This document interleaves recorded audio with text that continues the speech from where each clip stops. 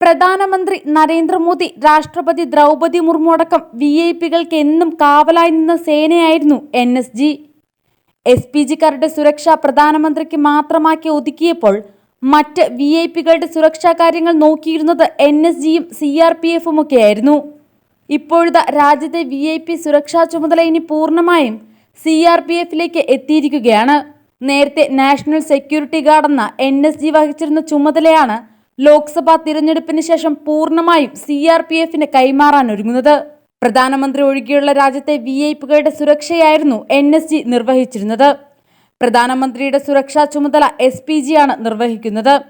കേന്ദ്ര ആഭ്യന്തരമന്ത്രിയായി അമിത് ഷാ ചുമതലയേറ്റതിന് ശേഷമാണ് VIP സുരക്ഷാ ഡ്യൂട്ടിയിൽ നിന്നും NSGയെ മാറ്റാനുള്ള തീരുമാനമുണ്ടായത്. NSGയെ അതിന്റെ യഥാർത്ഥ പ്രവർത്തന മേഖലയായ ഭീകരവിരുദ്ധ പ്രവർത്തനങ്ങൾക്കും രാജ്യസുരക്ഷയ്ക്കുമായി പൂർണ്ണമായും നിയോഗിക്കാനായാണ് VIP സുരക്ഷാ ഡ്യൂട്ടിയിൽ നിന്നും മാറ്റുന്നത്. NSGയുടെ ബ്ലാക്ക് ക്യാറ്റ് കമാൻഡോകളെയും VIP സുരക്ഷാ ഡ്യൂട്ടിയിൽ നിന്ന് ഒഴിവാക്കാനാണ് കേന്ദ്ര ആഭ്യന്തര മന്ത്രാലയത്തിന്റെ തീരുമാനം. BJPയുടെ മുതിർന്ന നേതാവ് LK അദ്വാനി, പ്രതിരോധ മന്ത്രി രാജ്നാഥ് സിംഗ്, ഉത്തർപ്രദേശ് മുഖ്യമന്ത്രി യോഗി ആദിത്യനാഥ്, ജമ്മു കാശ്മീർ മുൻ മുഖ്യമന്ത്രി ഫാറൂഖ് അബ്ദുള്ള, BSP അധ്യക്ഷ മായാവതി, ഗുലാം നബി ആസാദ്, ഛത്തീസ്ഗഡ് മുൻ മുഖ്യമന്ത്രി രമൺ സിംഗ്, കേന്ദ്രമന്ത്രി സർബാനന്ദ സോനോവാൾ എന്നിവർക്കാണ് NSG സുരക്ഷ നൽകുന്നത്. കേന്ദ്ര അർദ്ധസൈനിക വിഭാഗമായ CRPF, CISF തുടങ്ങിയവയ്ക്ക് ആയിരിക്കും ഇനി ഈ വിഐപികളുടെ സുരക്ഷാ ചുമതല നൽകുക.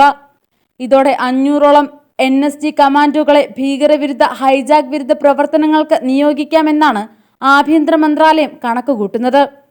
ഇന്ത്യയുടെ SPG സംഘം ലോകം ഏറെ ശ്രദ്ധിക്കുന്ന സുരക്ഷാ സേനയാണ്.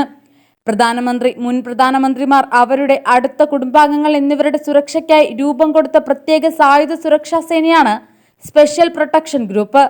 ബെൽജിയം നിർമ്മിത FN Herstal F200, FN Herstal 57, Glock 17, Glock 19, FN Herstal P90 എന്നീ തോക്കുകളാണ് SPG ഉപയോഗിക്കുന്നത്.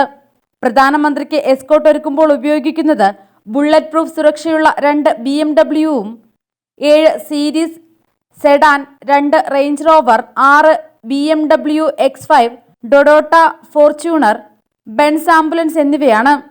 ചില സമയങ്ങളിൽ ടാറ്റ സഫാരിയും എസ്കോർട്ട് വാഹനമായി ഉപയോഗിക്കാറുണ്ട്.